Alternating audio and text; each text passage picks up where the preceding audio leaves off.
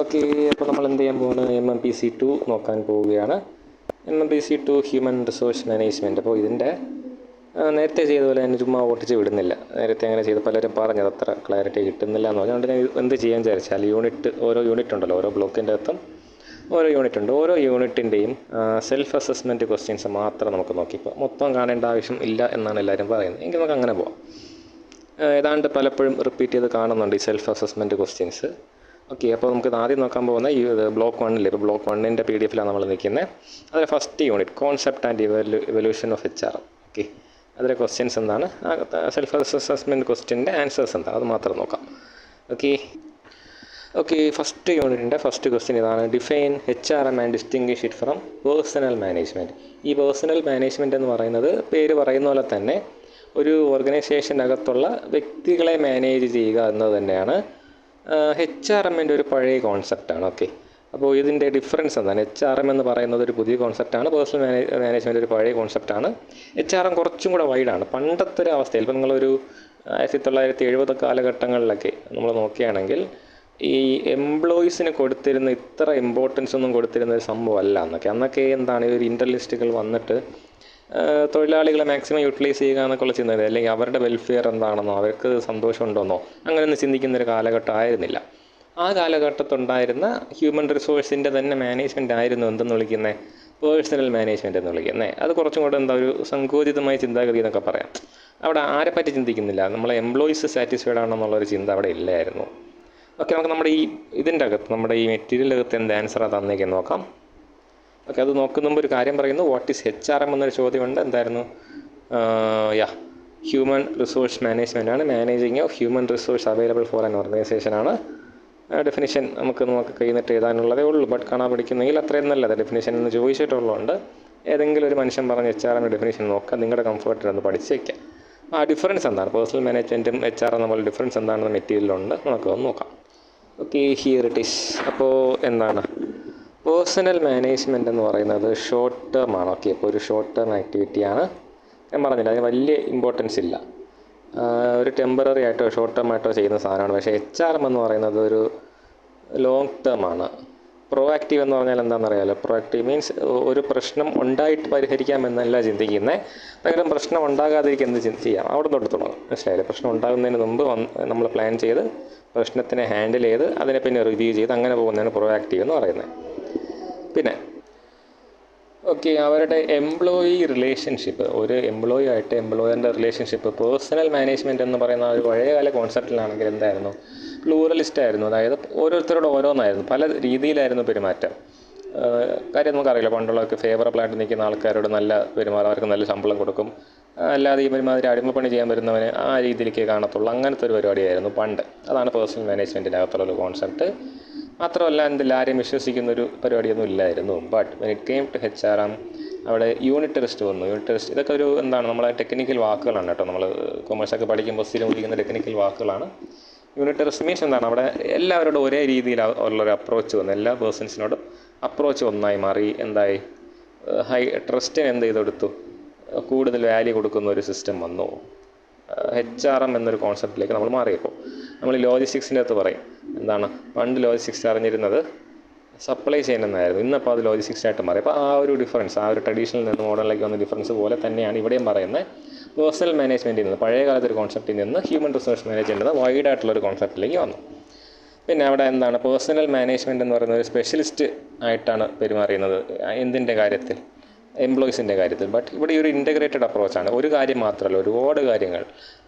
ഒരു വാക്കൻസി കണ്ടെത്തുന്നത് മുതൽ ആ എംപ്ലോയി അവിടെ നിന്ന് ഇറങ്ങുന്നവരെയുള്ള ഒരുപാട് കാര്യങ്ങൾ ഇൻ്റഗ്രേറ്റ് ചെയ്താണ് ഹ്യൂമൻ റിസോഴ്സ് മാനേജ്മെൻറ്റ് വന്നിരുന്നത്. പക്ഷേ അന്ന് അങ്ങനെ ഇല്ലായിരുന്നു. അവരെ വർക്കേഴ്സ് ജോലിക്ക് എത്തിക്കഴിഞ്ഞാൽ അവരെ അവിടെ മാനേജ് ചെയ്യുക എന്നുള്ളൊരു സാധനം എന്തിനകത്തുള്ളൂ, പേഴ്സണൽ മാനേജ്മെൻറ്റിനകത്ത് ഉണ്ടായിരുന്നുള്ളൂ. പിന്നെ അവർ ബ്യൂറോക്രാറ്റിക്കും സെൻട്രലൈസ്ഡൊക്കെ ആയിരുന്നു ഇവിടെ പേഴ്സണൽ മാനേജ്മെൻറ്റിൽ. ഇവിടെ HRM വന്നപ്പോൾ അത്യാവശ്യം ഫ്ലെക്സിബിളായി, മാത്രമല്ല എന്തായി, ഡീസെൻട്രലൈസ്ഡായി. പലർക്കും ഡിസിഷൻ മേക്കിംഗ് പവർ പലർക്കായിട്ട് പോവുകയും അങ്ങനത്തെ കുറേ പരിപാടികളൊക്കെ ഇവിടെ വന്നു HRM. അപ്പോൾ നമുക്കിപ്പോൾ കാണുന്നൊരവസ്ഥ, അതാണ് സത്യം പറയുന്നത്. നമ്മളിപ്പം എംപ്ലോയി ഫ്രണ്ട്ലി ആയിട്ടൊരവസ്ഥ കാണുന്നുണ്ടല്ലോ, ആ സാധനമാണ് ഇവിടെ വന്നത്, നമ്മുടെ HRMൻ്റെ അകത്ത് വന്നത്. പിന്നെ അവിടുത്തെ എന്തായിരുന്നു, പേഴ്സണൽ മാനേജ്മെൻറ്റിൽ ആൾക്കാർക്ക് ശമ്പളം എത്ര കുറച്ച് കൊടുത്താലും കുഴപ്പമില്ല, കോസ്റ്റ് എപ്പോഴും കുറഞ്ഞിരിക്കണം എന്നതായിരുന്നു ഉദ്ദേശം ഇവിടെ അങ്ങനെയല്ല. നമ്മൾ ഒരാൾക്കൊരു 1,00,000 രൂപ ശമ്പളം കൊടുക്കുന്നുണ്ടെങ്കിൽ അവൻ ആ 1,00,000 രൂപയുടെ ബോത്ത് നമ്മുടെ ബിസിനസ്സിന് അല്ലെങ്കിൽ നമ്മുടെ ഓർഗനൈസേഷന് തരുന്നുണ്ടെന്ന് ഉറപ്പാക്കുക. അല്ലാതെ അവന് കൊടുക്കരുത്, അത്രേ ഉള്ളൂ. അല്ലാതെ എന്താണ് എങ്ങനെയെങ്കിലും അവന് കൊടുക്കുന്ന കോസ്റ്റ് കുറയ്ക്കുക എന്ന് പറഞ്ഞാൽ ഈ കാലത്ത് നമുക്ക് എന്ത് ചെയ്യാൻ പറ്റത്തില്ല, എംപ്ലോയീസിനെ പിടിച്ചു നിർത്താൻ പറ്റില്ല. കാര്യം എംപ്ലോയീസിനെ മോട്ടിവേറ്റ് ചെയ്യുന്നത് അൾട്ടിമേറ്റ് ഫാക്ടർ അവരുടെ സാലറി തന്നെയാണ്. എന്തൊക്കെ കാര്യങ്ങൾ പറഞ്ഞാൽ ബാക്കിയെല്ലാം ഉണ്ട്, ഇല്ല എന്നല്ല, അൾട്ടിമേറ്റ് ഫാക്ടർ അവരുടെ റെമ്യൂണറേഷൻ തന്നെയാണ്. അപ്പോൾ അതിനെ ചവിട്ടി കൊണ്ട് എന്താണ് ഒരു ബെനിഫിറ്റ് ഉണ്ടാക്കുക എന്ന് സത്യം പറഞ്ഞാൽ ഇപ്പോഴത്തെ HRMകൾ വിശ്വസിക്കുന്നില്ല. നേരെ മറിച്ച് ഒരാളെ നമ്മൾ ഹയർ ചെയ്താൽ, ഇപ്പോൾ നിങ്ങൾ അറിയേണ്ട ഒരു കാര്യമാണ് ആ ഒരു ഹയറിങ് പ്രോസസ്സ് എങ്ങനെയാണ്. ഇപ്പോൾ നമ്മളൊരാളെ ഹയർ ചെയ്തു നമ്മുടെ ബിസിനസ്സിലേക്ക് അല്ലെങ്കിൽ ഓർഗനൈസേഷനിലേക്ക്, അയാൾക്ക് ആവശ്യപ്പെടുന്ന സാലറി കൊടുക്കുന്നുണ്ടെങ്കിൽ ആ സാലറിക്കുള്ള വർക്ക് അവനെ കൊണ്ട് അവിടെ ചെയ്യിപ്പിക്കുക എന്നുള്ളതാണ് HRMൻ്റെ അപ്രോച്ച്. അപ്പോൾ നിങ്ങൾക്ക് ഒറ്റ വാക്കിൽ പറഞ്ഞാൽ ഒരു പഴയ കാലത്തെയും പുതിയ കാലത്തെയും എന്താണ് എംപ്ലോയീസിനുള്ള മാനേജ്മെൻറ്റിൻ്റെ അപ്രോച്ചാണ് ഈ രണ്ട്, പേഴ്സണൽ മാനേജ്മെൻറ്റും HRMഉം. ഓക്കെ, നമുക്കിനി അടുത്ത ക്വസ്റ്റ്യൻ നോക്കാം. ഓക്കെ, സെക്കൻഡ് ക്വസ്റ്റ്യൻ എന്ന് പറയുന്നത് describe the evolution of HRM and give an overview of its evolution in India. ഈ ഒരു സാധനം നിങ്ങൾക്ക് എപ്പോഴും പ്രതീക്ഷിക്കാം കേട്ടോ. ഇന്ത്യയിലെ ഈ അവസ്ഥ എന്താണെന്നും അല്ലെങ്കിൽ കറണ്ട് സിനിയറി എന്താണെന്നും മിക്ക ക്വസ്റ്റ്യനകത്തും പ്രതീക്ഷിക്കാം. അതൊന്നും മനസ്സിലുണ്ടാവണം. ഒരു കോമൺ ആയിട്ട് എന്ത് എഴുതാമെന്നുള്ളതൊന്നും മനസ്സിലുണ്ടാവണം. അപ്പം ഇതിൻ്റെ അകത്തൊക്കെ കമ്പനിയിൽ ജോലി ചെയ്യുന്ന ഒരാൾക്ക് എന്താണ് ഒരു കമ്പനി ജോലി ചെയ്യുന്ന ഒരാൾക്കോ അല്ലെങ്കിൽ HR ആയിട്ട് റിലേറ്റ് ചെയ്ത് നിൽക്കുന്ന ഒരാൾക്ക് എഴുതാൻ പറ്റുമോ എന്നൊന്നും മനസ്സിൽ വിചാരിച്ച് കളയരുത്. നമ്മുടേതായിട്ട് അപ്രോച്ച് നമുക്ക് ഉള്ളൊരു അണ്ടർസ്റ്റാൻഡിങ് എഴുതാൻ പഠിക്കണം. അത് സ്ഥിരം ചോദിക്കുന്ന സാധനമാണ്. ഇപ്പോൾ കഴിഞ്ഞ ക്വസ്റ്റ്യൻ പേപ്പർ കണ്ടവർക്കും അറിയാം എന്താണ് അതിൻ്റെ അകത്ത് ഒരുപാടടുത്ത് അങ്ങനെ വരുന്നുണ്ട്. കറണ്ട് സിനിയറിയിൽ എങ്ങനെ, ഇപ്പോൾ നമ്മുടെ മോട്ടിവേഷൻ എന്താണെന്ന് ചോദിച്ചതിൻ്റെ കൂടെ കറണ്ട് സിനിയറിയിൽ അതെങ്ങനെ ആപ്ലിക്കബിൾ ആകുന്നു എന്നുള്ള കാര്യം കൂടെ ചോദിക്കുന്നുണ്ടല്ലേ. അപ്പോൾ ആ ഒരു സാധനം പ്രതീക്ഷിക്കാം. കുറേ കൈ നീട്ടിയത്. അപ്പോൾ നിങ്ങളൊരു ആൻസർ എഴുതുമ്പോൾ, ഫോർ എക്സാമ്പിൾ ഇവിടെ തന്നെ നോക്കി, നിങ്ങൾ ഈ HRMൻ്റെ ആൻസർ എഴുതുമ്പോൾ എവല്യൂഷൻ ഓഫ് HR നിങ്ങൾ കാണാതെ പഠിച്ചുകൊണ്ട് പോയി എഴുതി എന്ന് വിചാരിക്കുക. ഓക്കെ, അവിടെ കൊണ്ട് നിർത്തി കളയരുത്. ഒരു പാരഗ്രാഫും കൂടെ at least in the current scenario എന്ന് പറഞ്ഞുകൊണ്ട് എന്തെങ്കിലും എന്ത് എഴുതുന്നുള്ളതെന്ന് രണ്ടാമത്തെ കാര്യം. അങ്ങനൊരു സാധനം കൂടെ അവിടെ ഉണ്ടെങ്കിൽ നല്ലതാണ്. അപ്പോൾ ഇത് ചോദിക്കാം, എവല്യൂഷൻ ഓഫ് HRM എന്താണെന്ന് ചോദിച്ചാൽ ഒരു ജനറൽ ഉത്തരം പറയുകയാണെങ്കിൽ എന്താണ് പണ്ട് കാലത്തെ അപ്രോച്ച്, നമ്മൾ പറഞ്ഞ പേഴ്സണൽ മാനേജ്മെൻറ്റ് എന്ന് പറയുന്ന ആ ഒരു അപ്രോച്ചിൽ നിന്ന് എന്തിലേക്ക് വന്നു, ഇപ്പോഴത്തെ HRMലേക്ക് വന്നു. ഓക്കെ, ജനറലായിട്ട് പറയാണ്. കറക്റ്റ് ആൻസർ നമുക്ക് നോക്കാം. പണ്ട് ഒരു ഇൻഡസ്ട്രിയലിസ്റ്റ് ആ ഒരു കാലാവസ്ഥ തുടങ്ങുന്നതിന് മുമ്പ് വരെ എന്തായിരുന്നു, ഈ എംപ്ലോയീസിനോട് എന്ത് ക്രൂരതയും കാണിക്കാം എന്നുള്ളൊരവസ്ഥയായിരുന്നു. അവിടെ നിന്ന് എന്ത് വന്നു, ട്രേഡ് യൂണിയൻ പോലുള്ള സാധനങ്ങൾ വന്നു. എംപ്ലോയീസിനോട് റിലേഷൻ മാറി തുടങ്ങി. അവസാനം എന്താണ് വർക്കേഴ്സിൻ്റെ വെൽഫെയർ എന്ന് പറയുന്നത്, അല്ലെങ്കിൽ മറ്റൊരു രീതിയിൽ പറഞ്ഞാൽ വർക്ക് ലൈഫ് ബാലൻസ്, ജോലിയും അവരുടെ സാധാരണ ജീവിതം ഒരുമിച്ച് കൊണ്ടുപോകാൻ കഴിയുന്നുണ്ടെന്നും ജോലിയിൽ അവർ സംതൃപ്തരാണെന്ന് ഉറപ്പാക്കേണ്ടത് നമ്മുടെ ബിസിനസ്സിൻ്റെ തന്നെ അല്ലെങ്കിൽ ഓർഗനൈസേഷൻ്റെ തന്നെ ആവശ്യമായി മാറുന്നൊരവസ്ഥയിലാണ് നമ്മളിപ്പോൾ നിൽക്കുന്നത്. ഇപ്പോഴും ഒരുപാട് പ്രശ്നങ്ങളുണ്ട്. ഈ പോലെയുള്ള വലിയ സ്ഥാപനങ്ങളിൽ ആൾക്കാർ ജോലി താങ്ങാൻ പറ്റാതെ ആത്മഹത്യ ചെയ്യുന്ന അവസ്ഥയൊക്കെ ഉണ്ട്. എന്നാലും ഒരു വലിയൊരു സെൻട്രൽ കോൺസെപ്റ്റാണ് ഇപ്പം HRൻ്റെ അകത്ത് എന്താണ്, ഈ ജോലി ചെയ്യുന്നവനും കൂടി കംഫർട്ടബിൾ ആയിരിക്കണം, അവനും കൂടി അക്സെപ്റ്റ് ചെയ്യാൻ പറ്റുന്ന രീതിക്കായിരിക്കണം കാര്യങ്ങൾ പോകുന്നതെന്നുള്ളത് പലരും ഉറപ്പാക്കാൻ ശ്രമിക്കുന്നൊരു കാര്യമാണ്. അപ്പോൾ പണ്ട് അടിമ പണി ചെയ്യിപ്പിക്കുന്ന ഒരവസ്ഥയിൽ നിന്ന് എവിടെ എത്തി നിൽക്കുകയാണ് നമ്മൾ, ജോലിക്കാരനാണിപ്പോൾ രാജാവ്, അവനെ പിടിച്ചു നിർത്താനാണ് കമ്പനി പെടുന്നത്. ആ ഒരവസ്ഥയിലെത്തി നിൽക്കുകയാണ്. ഓക്കെ, ഇനി നമുക്ക് നോക്കാം ഈ നമ്മുടെ മെറ്റീരിയലിനകത്ത് എന്ത് ഉത്തരമാണ് ഇതിന് കൊടുത്തിരിക്കുന്നതെന്ന്. ഓക്കെ, ഇതാ ഇവിടെ പറയുന്നുണ്ട് the evolution of HRM. HRM has evolve from the personal management. അവിടെ നിന്നാണ് എന്ത് വരുന്നത്, ഈ HRM എന്നൊരു കോൺസെപ്റ്റ് വരുന്നത്. പിന്നെ അതിൻ്റെ പിന്നിൽ പ്രവർത്തിച്ചത് management experts Elton മായോ, FW Taylor, Robert Owen പോലെ. റോബർട്ട് ഓവൻ്റെയൊക്കെ ഫോർമുല നമ്മൾ HRMൻ്റെ അടുത്ത് പഠിക്കുന്നുണ്ട്. ഇവിടെ ഉണ്ടോയെന്ന് എനിക്ക് അറിയത്തില്ല, പൊതുവേ ഉണ്ട്. നമുക്ക് കോസ്റ്റ് അക്കൗണ്ടിങ്ങിനകത്ത് പഠിക്കാനുണ്ട്. ജോലിക്കാരന് എത്ര മണിക്കൂർ ജോലി എന്നൊക്കെ കണ്ടെത്താൻ പുള്ളിയുടെ ഫോർമുലയൊക്കെ ഉണ്ട്. ഓക്കെ, അപ്പോൾ അങ്ങനെ പറഞ്ഞാണ് ഇവർ പോകുന്നത്. ഈ കഥകളേക്കാൾ കൂടുതൽ നമുക്കറിയേണ്ടത് എന്താണത്, stages of development of HRM. എങ്ങനെയാണ് HRM നമ്മൾ ഇന്ന് കാണുന്ന ഒരവസ്ഥയിലേക്ക് വളർന്നെത്തി എന്നുള്ളതാണ്. കണ്ടോ, ഓരോ കാലഘട്ടത്തും ഓരോ കോൺസെപ്റ്റായിരുന്നു. ഈ കോൺസെപ്റ്റുകൾ മാറിയാണ് ഈ അവസാനം നിൽക്കുന്ന സ്ഥാനത്തേക്ക് എത്തിയത്. നമുക്ക് ജസ്റ്റ് ഒന്ന് നോക്കാം എന്തൊക്കെയാണ് ഓരോ കോൺസെപ്റ്റ് എന്ന്. ആദ്യത്തേത് ദ കമോഡിറ്റി കോൺസെപ്റ്റ്. കണ്ടോ, ആ കാലഘട്ടത്തിൽ കൊമോഡിറ്റി എന്ന് വിളിക്കാൻ കാര്യം എന്താ, the labour began to be consider as a commodity to be bought and sold. ജോലിക്കാരൻ എന്ന് പറയുന്നത് അല്ലെങ്കിൽ ജോലി ചെയ്യാനുള്ള ഗ്രൂപ്പ് എന്ന് പറയുന്നത് വാങ്ങാനും വിൽക്കാനുള്ളൊരു സാധനം മാത്രമായിട്ട്, അല്ലെങ്കിൽ മനസ്സിലായില്ല, ആവശ്യമുള്ളപ്പോൾ നമ്മൾ വാങ്ങുന്നു, വേണ്ടാത്തപ്പോൾ നമ്മൾ വേറെ എവിടെയെങ്കിലും കൊണ്ട് വിൽക്കുന്നു. ആ ഒരു അവസ്ഥയിലായിരുന്നു തുടക്കത്തിൽ എന്ത് കണ്ടിരുന്നത്, നമ്മുടെ ഹ്യൂമൻ റിസോഴ്സിനെ കണ്ടിരുന്നത്. അവിടെ ഹ്യൂമൻ റിസോഴ്സ് ഡിപ്പാർട്ട്മെൻറ്റ് ജോലി എന്തായിരുന്നു, ആൾക്കാരെ സെലക്ട് ചെയ്യുക, അവർക്ക് വേണ്ട ജോലി കൊടുക്കുക, ജോലി ചെയ്യാനുള്ള ട്രെയിനിങ് കൊടുക്കുക, അതിനുള്ള റിവാർഡ് കൊടുക്കുക, പിന്നെ അവർക്ക് വേണ്ട മെയിൻ്റെനൻസും കാര്യങ്ങളൊക്കെ ചെയ്യുക എന്നുള്ളതേ ഉള്ളൂ. അതായിരുന്നു തുടക്കത്തിൽ. അപ്പോൾ ഒരു വാങ്ങിച്ച് വിൽക്കാനുള്ളൊരു ഒരു ചരക്കായിട്ടായിരുന്നു എന്ത് കണ്ടിരുന്നത്, എംപ്ലോയീസിനെ കണ്ടിരുന്നത്. അങ്ങനെ ഒരു കാലഘട്ടത്തിൽ നിന്നാണ് എന്ത് തുടങ്ങുന്നത്, ഹ്യൂമൻ റിസോഴ്സിൻ്റെ ഒരു അവസ്ഥ തുടങ്ങുന്നത്. അവിടെ നിന്നത് ഫാക്ടർ ഓഫ് പ്രൊഡക്ഷൻ എന്ന് പറയുന്ന ഒരവസ്ഥയിലേക്ക് മാറി. നമ്മുടെ FW ടീലർ പുള്ളിയുടെ ഒരു മാനേജ്മെൻറ്റ് കോൺസെപ്റ്റിൻ്റെ അകത്താണ് ആദ്യമായിട്ട് എന്ത് ചെയ്യുന്നത്, ഫാക്ടർ ഓഫ് പ്രൊഡക്ഷനായ ലാൻഡ്, മെറ്റീരിയൽ, മിഷൻ്റെ കൂടെ മെൻ എന്ന് പറയുന്ന ഒരു സാധനം കൂടി. അതായത് മെന്നെന്ന് പറഞ്ഞാൽ സ്ത്രീകളില്ല എന്നല്ല, ജോലി ചെയ്യുന്ന ആൾക്കാർ. അന്ന് പണ്ട് കാലഘട്ടത്ത് അങ്ങനെയാണല്ലോ, പുരുഷൻ മാത്രമേ ജോലി ചെയ്യുന്നൊക്കെ ഉള്ളൊരു സാധനം ഉണ്ടായിരുന്നല്ലോ. ഓക്കെ, അപ്പോൾ അന്ന് പറഞ്ഞിരുന്നൊരു സാധനമാണ് എന്താണ്, എംപ്ലോയീസ് എന്ന് പറയുന്നത്, ഹ്യൂമൻ റിസോഴ്സ് എന്ന് പറയുന്നത് the important inevitable factors of production നടക്കാൻ ഒരിക്കലും ഒഴിവാക്കാൻ പറ്റാത്ത 4 സാധനങ്ങൾ ഏതൊക്കെയെന്ന് ചോദിച്ചപ്പോൾ FW ടീലർ കൊടുത്ത ഉത്തരമാണ് അവിടെ ലാൻഡുണ്ട്, മെറ്റീരിയലുണ്ട്, മെഷീനറി ഉണ്ട്, മെന്നുണ്ട്. ഹ്യൂമൻ റിസോഴ്സിനെ ഫാക്ടർ ഓഫ് പ്രൊഡക്ഷനായി കൺസിഡർ ചെയ്യാൻ തുടങ്ങി. അതിന് ശേഷം കൊമോഡിറ്റി എന്ന് പറയുന്ന കൊമോഡിറ്റി കോൺസെപ്റ്റിന് ശേഷം. ഓക്കെ, അപ്പോൾ ഫാക്ടർ പ്രൊഡക്ഷനായിട്ട് കാണാൻ തുടങ്ങിയപ്പോൾ ഓഫ് കോഴ്സ് എന്ത് ചെയ്യാൻ തുടങ്ങി, നമ്മുടെ എംപ്ലോയീസിന് കൂടുതൽ ഇമ്പോർട്ടൻസ് കിട്ടാൻ തുടങ്ങി. ഇൻഡസ്ട്രിയൽ ഒരു ഡെവലപ്മെൻറ്റ് പീരീഡാണ് അതൊക്കെ. അവിടെ നിന്നാണ് എന്ത് വരുന്നത്, ദി പാറ്റർണലിസ്റ്റിക് കോൺസെപ്റ്റ് വരുന്നത്. പാറ്റർണലിസ്റ്റിക് കോൺസെപ്റ്റ് എന്ന് പറഞ്ഞാൽ എന്താ, ഓക്കെ, എന്ത് ചെയ്യാൻ തുടങ്ങി, ആൾക്കാർ ഒത്തുചേരാനും അവരുടെ ആവശ്യങ്ങൾ ചോദിക്കാനും ട്രേഡ് യൂണിയനുകൾ ചെയ്യാനും തുടങ്ങി. കാര്യം അവർ അംഗീകരിച്ച് തുടങ്ങിയല്ലോ. അംഗീകരിച്ച് തുടങ്ങിയപ്പോഴാണ് അവരുടെ ഇമ്പോർട്ടൻസ് അവർ തന്നെ തിരിച്ചറിയുന്നത്. ഫാക്ടേഴ്സ് ഓഫ് പ്രൊഡക്ഷനിൽ ഒന്നാണ് നമ്മളില്ലെങ്കിൽ പ്രൊഡക്ഷൻ നടക്കില്ല എന്ന് തിരിച്ചറിഞ്ഞപ്പോൾ അവരെന്ത് ചെയ്യാൻ തുടങ്ങി, അവരുടെ ആവശ്യങ്ങൾ ചോദിച്ച് വാങ്ങാൻ തുടങ്ങി. തന്നില്ലെങ്കിൽ നമ്മൾ മേടിച്ചിട്ടേ പോകുമെന്ന് പറയാൻ തുടങ്ങി. അതായിരുന്നു ഹ്യൂമൻ റിസോഴ്സിൻ്റെ അടുത്തൊരു ഡെവലപ്മെൻറ്റ്. പക്ഷേ അതത്ര 100% അംഗീകരിക്കാൻ പറ്റുന്നൊരു സാധനമായിരുന്നില്ല ആ ഒരു അപ്രോച്ച് എന്ന് പറയുന്നത്. കാര്യം അതൊരു വയലൻസിലേക്കോ അല്ലെങ്കിൽ ഇടയ്ക്കിടയ്ക്ക് സ്റ്റോപ്പേജിലേക്കൊക്കെ പോയാൽ നമ്മുടെ ബിസിനസ് മുന്നോട്ട് പോകത്തില്ല. അതുകൊണ്ടാണ് അവരുടെ ആവശ്യങ്ങൾ അംഗീകരിക്കുകയും എന്നാൽ നമ്മുടെ ആവശ്യങ്ങൾ നടക്കുകയും വേണമെന്ന് തിരിച്ചറിഞ്ഞുകൊണ്ട് കമ്പനികൾ, മാനേജ്മെൻറ്റുകൾ, ഓർഗനൈസേഷനുകൾ എന്ത് ചെയ്തേ, അവരുടെ അപ്രോച്ചിൽ ഒരു അയവ് വരുത്തിയത്. ആ ഒരു സിറ്റുവേഷനാണ് അത് ഹ്യൂമനിറ്റേറിയൻ കോൺസെപ്റ്റ് എന്ന് പറയുന്നത്. അവരും എന്താണ്, ഹ്യൂമൻസാണ്, അവർക്ക് എന്തുണ്ട്, റൈറ്റ്സ് ഉണ്ട്, ഹ്യൂമൻ റൈറ്റ്സ് ഉണ്ട്. അപ്പോൾ അവരുടെ റൈറ്റ്സ് തിരിച്ചറിഞ്ഞ് അവർക്ക് വേണ്ട കാര്യങ്ങൾ കൊടുക്കുന്നു എന്ന് ഉറപ്പാക്കിക്കൊണ്ടുള്ള ഒരു ഹ്യൂമൻ റിസോഴ്സ് മാനേജ്മെൻറ്റ് വേണമെന്ന് എവിടെയാണ് തീരുമാനിക്കുന്നത്, അവിടെയാണൊരു തീരുമാനം ഉണ്ടാകുന്നത്. ഏതിന് ശേഷം ട്രേഡ് യൂണിയനുകളൊക്കെ ഉടലെടുത്ത് തുടങ്ങിയതിന് ശേഷം അവിടെ നിന്ന് വീണ്ടും the behavioural human resource concept വന്നു. അവിടെ എന്ത് ചെയ്തു, ആൾക്കാരുടെ ബിഹേവിയർ അനുസരിച്ച് എന്ത് ചെയ്യാൻ തുടങ്ങി, എംപ്ലോയീസിനോട് പെരുമാറിയേ മതിയാവുമെന്ന് മനസ്സിലായി. കാര്യം ഓരോരുത്തരെ മോട്ടിവേറ്റ് ചെയ്യുന്നത് ഓരോ കാര്യമാണ്. അപ്പോൾ അവരുടെ ഇൻഡിവിജ്വൽ ബിഹേവിയർ അനുസരിച്ച് അവരുടെ എന്ത് ചെയ്യുക, മോട്ടിവേറ്റ് ചെയ്യുക, അവരെ അതിലേക്ക് കൊണ്ടുവരിക എന്നുള്ളൊരു സാധനം വന്നത് എപ്പോഴാണ്, ആഫ്റ്റർ ദാറ്റ്. അവിടെ നിന്നാണ് ദ ലേറ്റസ്റ്റ് കോൺസെപ്റ്റ്, എമർജിങ് കോൺസെപ്റ്റിലേക്ക് നമ്മൾ എത്തുന്നത്. അതായത് എന്താണ് ഈ പറയുന്ന അത്ര എന്താണ്, ഹ്യൂമൻ റിസോഴ്സിലുണ്ടായ മാറ്റങ്ങളാണ്. ഹ്യൂമൻ റിസോഴ്സ് എന്ന് പറയുന്ന സാധനത്തിനോട് അല്ലെങ്കിൽ ഒരു ബിസിനസ്സിൽ, ഓർഗനൈസേഷനിൽ ജോലി ചെയ്യുന്ന മനുഷ്യനായ റിസോഴ്സിനോട് ഉള്ള ആ സമീപനം എങ്ങനെ മാറി മാറി വന്നു എന്നുള്ളതാണ് ഏറ്റവും അവസാനം കണ്ടില്ല. ഇപ്പോഴത്തെ ഒരു അവസ്ഥയിൽ അവരെന്തായിട്ടാണ് കാണുന്നത്, അവരൊരു പാർട്ട്നേഴ്സായിട്ടാണ് കാണുന്നത്. നമ്മുടെ ബിസിനസ്സിൻ്റെ ഒരു ഓണറിൻ്റെ പാർട്ടായിട്ട് കമ്പനീസിൻ്റെ സ്റ്റോക്ക് കൊടുക്കുന്ന പരിപാടി ഇപ്പോൾ ഉണ്ട്. നിങ്ങൾക്ക് അറിയായിരിക്കും, സ്വെറ്റ് ഇക്വിറ്റി എന്ന് പറയാം. വാക്കൊന്ന് ഓർമ്മിച്ച് വെച്ചേക്കുക, ആവശ്യമില്ലാതെ എവിടെയെങ്കിലുമൊക്കെ എടുത്ത് ഉപയോഗിക്കാൻ പറ്റും. സ്വെറ്റ് ഇക്വിറ്റി എന്ന് പറയും. സ്വെറ്റ് ഇക്വിറ്റി മീൻസ് അവർ ജോലി ചെയ്യുന്നു എന്നുള്ള ഒറ്റ കാരണത്തിന് പുറത്ത് കമ്പനിയുടെ ഓണർഷിപ്പിൻ്റെ ഒരു പാർട്ട് ജോലിക്കാർക്ക് കൊടുക്കുന്ന ഒരു പരിപാടിയുണ്ട്. അപ്പോൾ അവിടം വരെ എത്തി നിൽക്കുകയാണ് നമ്മുടെ ഹ്യൂമൻ റിസോഴ്സിൻ്റെ ഡെവലപ്മെൻറ്റ്. ഈ പേരുകളൊന്നും നിങ്ങൾക്ക് ഓർമ്മയിൽ നിൽക്കണമെന്നില്ല, പക്ഷേ ആ ഒരു കഥ ഓർത്ത് വയ്ക്കുക. എന്താണ്, ആദ്യം എന്തായിരുന്നു, സംതിങ് ടു ബൈ ആൻഡ് സെല്ലായിട്ടാണ് ആരെ കണ്ടിരുന്നത്, എംപ്ലോയീസിനെ കണ്ടിരുന്നത്. അവിടെ നിന്ന് അവരൊരു ഫാക്ടർ ഓഫ് പ്രൊഡക്ഷനായി കാണാൻ തുടങ്ങി. പ്രൊഡക്ഷൻ ചെയ്യാൻ ഒഴിവാക്കാൻ പറ്റാത്തൊരു സാധനമായിട്ട് കാണാൻ തുടങ്ങി.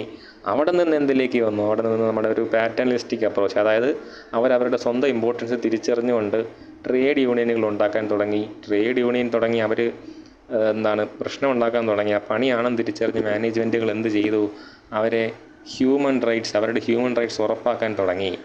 അവിടെ നിന്നാണ് നമ്മൾ എന്തിലേക്ക് വന്നത്, ഇന്ന് നമ്മൾ കാണുന്ന ഓരോരുത്തരുടെ ബിഹേവിയർ ബേസ്ഡ് ആയിട്ടുള്ള അവരോടുള്ള അപ്രോച്ചും അല്ലെങ്കിൽ ഈ നമ്മുടെ ന്യൂ ജനറേഷൻ രീതിയിലുള്ള മാനേജ്മെൻറ്റും കാര്യങ്ങളൊക്കെ വരുന്നത്. അപ്പോൾ ഇതാണ് എന്തെന്ന് പറഞ്ഞാൽ ഒരു പാത്ത്, ഇത്രയും സഞ്ചരിച്ചാണ് ഹ്യൂമൻ റിസോഴ്സ് എന്ത് ചെയ്തിട്ടുള്ളത്, നമ്മൾ ഇന്ന് കാണുന്നൊരവസ്ഥയിൽ എത്തിയിട്ടുള്ളത്. ദ തേർഡ് ക്വസ്റ്റ്യൻ പറയുന്നത് explain the importance and scope of HRM എന്നാണ്. ഇമ്പോർട്ടൻസ് നമുക്ക് കൈ നീട്ടി എഴുതാനുള്ളതേ ഉള്ളൂ. സ്കോപ്പ് പക്ഷേ കുറച്ച് ഡിഫൈൻഡ് ആയിട്ട് പറയുന്നുണ്ട്, നമുക്കൊന്ന് ആലോചിച്ചെടുക്കാനുള്ളതേ ഉള്ളൂ. എന്നാലും ഞാൻ സ്കോപ്പ് എന്തായാലും പറയാം. ഇമ്പോർട്ടൻസ് ഞാൻ ഒന്ന് ഓട്ടിച്ച് വിടുന്നതേ ഉള്ളൂ. കാര്യം എന്നറിയാമല്ലോ, നമുക്ക് എഴുതാനുള്ളതേ ഉള്ളൂ. കാണാതെ പഠിക്കാൻ നിൽക്കുന്ന അത്ര സേഫ് അല്ല, കൈ നീട്ടി എഴുതാൻ തന്നെ നോക്കാം. നമുക്ക് നോക്കാം ഇമ്പോർട്ടൻസ് ആൻഡ് സ്കോപ്പ് എന്താണെന്ന്. Okay, here we have the importance of HRM. Okay, ഇവർ ഇമ്പോർട്ടൻസ് അല്ല ഈ കാണിച്ചിരിക്കുന്നത്. ഈ HRM എന്ന് പറയുന്ന സാധനം എന്താണ്? എല്ലാ ഡിപ്പാർട്ട്മെൻറ്റുമായിട്ട് ബന്ധപ്പെട്ട് കിടപ്പുണ്ടെന്ന് പറഞ്ഞാൽ മാർക്കറ്റിംഗ് ആയിട്ടായിരുന്നാലും മെറ്റീരിയൽസ് ആയിരുന്നാലും ഫിനാൻസ് ആയിരുന്നാലും ടെക്നിക്കലായിരുന്നാലും ബന്ധപ്പെട്ട് കിടക്കുന്നു എന്ന് കണ്ട് ഇമ്പോർട്ടൻ്റ് ആയിട്ടാണ് എല്ലായിടത്തും ബന്ധപ്പെട്ട് കിടക്കുന്നത്, അതാണ് പറയുന്നത്. ഇതിന് കുറച്ചും കൂടെ ഡീറ്റെയിൽ ആയിട്ട് സിഗ്നിഫിക്കൻസ് ഓഫ് HRM പറയുന്നുണ്ട്. ഒരു കോർപ്പറേറ്റ് തലത്തിൽ നോക്കുമ്പോൾ എന്താണ് HRMൻ്റെ ഇമ്പോർട്ടൻസ് എന്നുള്ളത് ഒരു 3 പോയിൻ്റ് പറയുന്നുണ്ട്. പറ്റുമെങ്കിൽ ആ വാക്കുകളൊന്ന് എഴുതാൻ നോക്കുക. ഓക്കെ, ഈ വാക്കുകൾ എഴുതുന്നതിൻ്റെ ഒരു ഗുണമെന്ന് പറയുന്നത് ഈ പേപ്പർ നോക്കാതിരിക്കുന്നവനുണ്ടല്ലോ, അവൻ്റെ ഇരിക്കുന്നവർ പക്ഷേ എന്താണ് ഈ മെറ്റീരിയലിൽ നിന്ന് എടുത്ത ആൻസർ കീ ആയിരിക്കും. അതിൻ്റെ അത് ചിലപ്പോൾ ഈ വാക്കുകളൊക്കെ കൊടുത്തിട്ടുണ്ടാവും. അപ്പോൾ എന്തും വായിച്ച് ഇതാണ് ഉത്തരം മനസ്സിലാക്കാൻ കഴിവുള്ളവനാണെങ്കിൽ പേപ്പർ നോക്കുന്നവൻ പുള്ളി മാർക്കിട്ട് പോകും. ബട്ട് ചിലർ ഇതിന് അത്രയ്ക്ക് സ്റ്റിക്ക് ചെയ്യുന്ന ആൾക്കാരുണ്ട്. അപ്പോൾ അവർ പക്ഷേ ആ വാക്ക് ഇതിൽ കണ്ടില്ലെങ്കിൽ ഒരു സംതൃപ്തി കിട്ടില്ല അവർക്ക്. അങ്ങനെയുള്ള ടീച്ചർമാരുണ്ട്, അതുകൊണ്ടാണ് പറയുന്നത്. പറ്റുമെങ്കിൽ ഐ എം നോട്ട് കമ്പലിങ്, പറ്റുമെങ്കിൽ ആ വാക്ക് എന്ത് ചെയ്യുക ഒന്ന് റിപ്പീറ്റ് ചെയ്യാൻ നോക്കാം.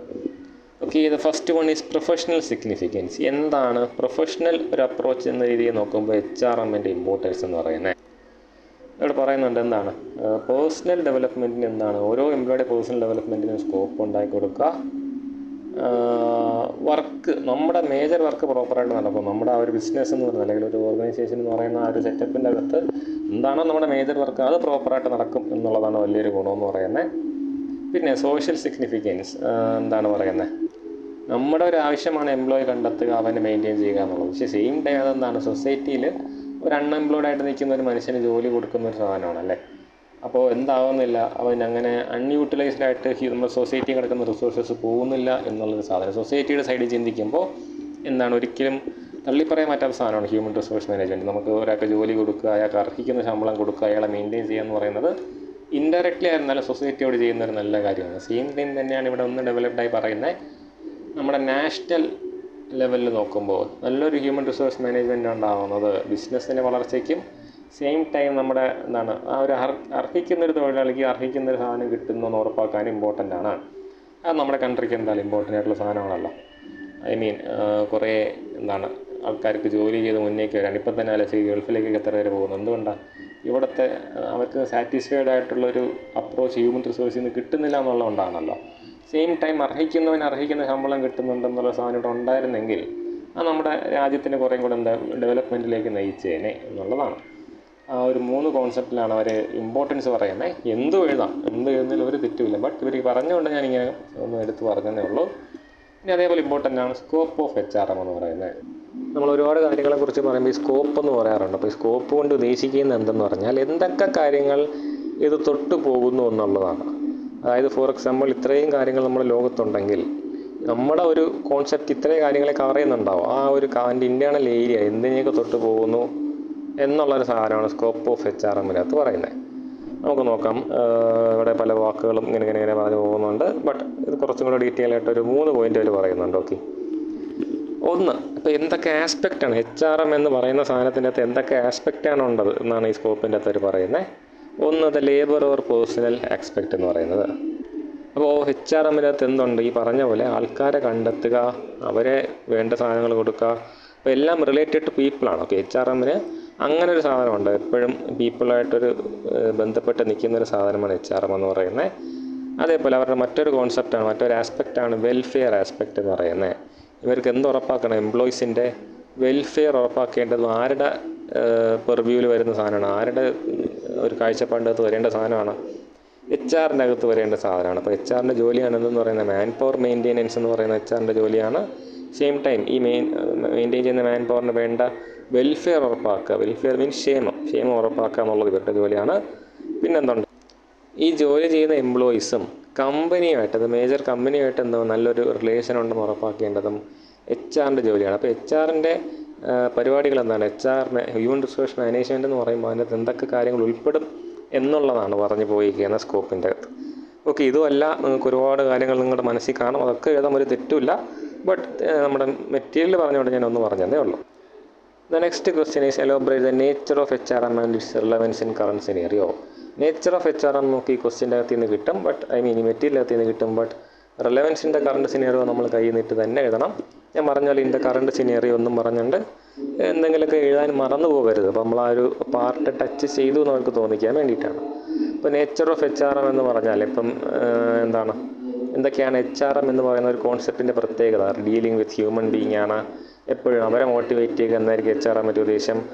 ഹ്യൂമൻസിനെ റിവാർഡ് ചെയ്യുന്ന സാധനമാണ്. അങ്ങനെ നമുക്ക് കൈ നീട്ടി എഴുതാൻ ഒരുപാട് വാക്കുകൾ കിട്ടും. ബട്ട് സ്റ്റിൽ മെറ്റീരിയൽ എന്നാണ് പറഞ്ഞേക്കുന്നത് നമുക്ക് നോക്കാം. Nature of HRM, human resource is A pervasive force. Okay, ഇതൊരു കുറേ പോയിൻ്റാണ് ജസ്റ്റ് ഒന്ന് ഓടിച്ച് പറയുന്നതെന്നുള്ളൂ. നിങ്ങൾ കൈ നീട്ടൊക്കെ തന്നെ എഴുതാൻ ശ്രമിക്കുക. പെർവസീവ് ഫോഴ്സ് ആണ്. അതാണ് പെർവസീവ് മീൻസ് ആൾക്കാരെ എന്തെങ്കിലും ചെയ്യാൻ പ്രേരിപ്പിക്കുന്നതാണ്. പെർവസീവ് അല്ല. അതായത് ഇറ്റ് ഹാപ്പൻസ് എവരിവെയർ. എല്ലായിടത്തും ഹ്യൂമൻ റിസോഴ്സിൻ്റെ ഒരു കൈ എത്തുന്നുണ്ട്. എന്തുകൊണ്ടാണ്? ഒരു ഓർഗനൈസേഷൻ്റെ എല്ലായിടത്തും എന്ത് കാണും? ജോലിക്കാർ കാണും. അത്രയേ ഉള്ളൂ. പിന്നെ ഇത് ആക്ഷൻ ഓറിയൻറ്റഡ് ആണ് ഹ്യൂമൻ റിസോഴ്സ് എന്ന് പറയുന്നത്. Individually oriented, people oriented, future oriented, ഇതൊക്കെ എല്ലാത്തിനെ കുറിച്ചും പറയുന്ന സാധനമാണ്. അതിന് ഇന്ന കൃത്യ ഉത്തരവൊന്നുമില്ല. മാക്സിമം ആലോചിച്ച് എഴുതാൻ നോക്കുക. Okay, interdisciplinary function, continuous function. Okay, വേസ്റ്റ്. Last question, what are the components of HRM? Okay, first unit നമ്മൾ നോക്കിയുള്ളൂ. ഫസ്റ്റ് യൂണിറ്റിൻ്റെ ലാസ്റ്റ് ക്വസ്റ്റ്യൻ ആണ് components of HRM. Okay, components of human resource management. Human resource മാനേജ്മെൻറ്റിൻ്റെ അകത്ത് എന്തൊക്കെ കാര്യങ്ങൾ ഉൾപ്പെടുമെന്നുള്ളതാണ്. ഏറ്റവും ആദ്യം ഹ്യൂമൻ റിസോഴ്സ് ഓർഗനൈസേഷൻ, അതായത് പീപ്പിളിൻ്റെ ഒരു കളക്റ്റീവ്നെസ് എൻ്റെ അകത്തുണ്ട്, മാനേജ്മെൻറ്റിൻ്റെ അകത്തുണ്ട്.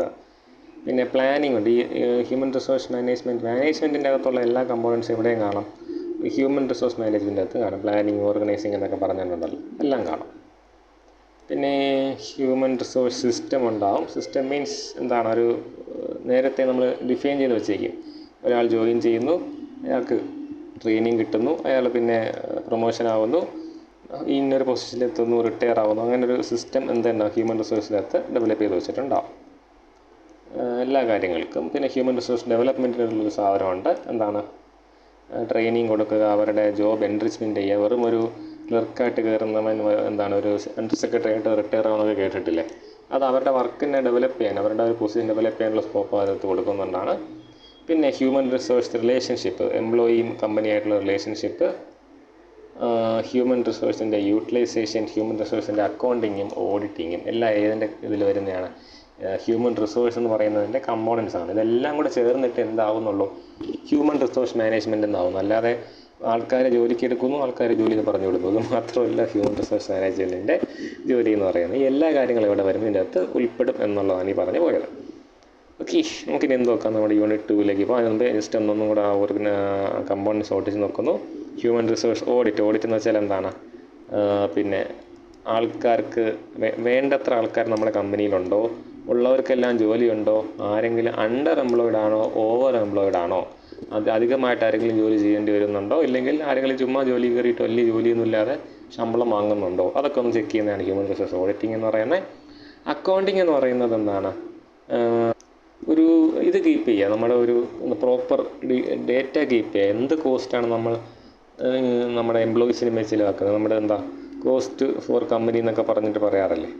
അതുപോലെ ഒരു എംപ്ലോയിക്ക് വേണ്ടി നമ്മുടെ കമ്പനി എന്തുമാത്രം കോസ്റ്റ് ചിലവാക്കും എന്നുള്ളതിൻ്റെ സിസ്റ്റമാറ്റിക്കായിട്ട് നമ്മൾ അറേഞ്ച് ചെയ്ത് വയ്ക്കുന്നത്, സിസ്റ്റമാറ്റിക്കായിട്ട് റെക്കോർഡ് ചെയ്യുന്നൊരു പരിപാടിയാണ് ഹ്യൂമൻ റിസോഴ്സ് അക്കൗണ്ടിങ് എന്ന് പറയുന്നത്. യൂട്ടിലൈസേഷനും പിന്നെ ഡെവലപ്മെൻറ്റൊക്കെ നമുക്ക് കൈ നീട്ടി എഴുതാനുള്ളതേ ഉള്ളൂ. ഇത്രയാണ് എന്തെന്ന് പറയുന്നത് നമ്മൾ ഫസ്റ്റ് ബ്ലോക്കിലെ ഫസ്റ്റ് യൂണിറ്റിലെ ക്വസ്റ്റ്യൻസ് എന്ന് പറയുന്നത്. നമുക്കിനി എന്ത് നോക്കാം? സെക്കൻഡ് യൂണിറ്റിലേക്ക് പോകാം.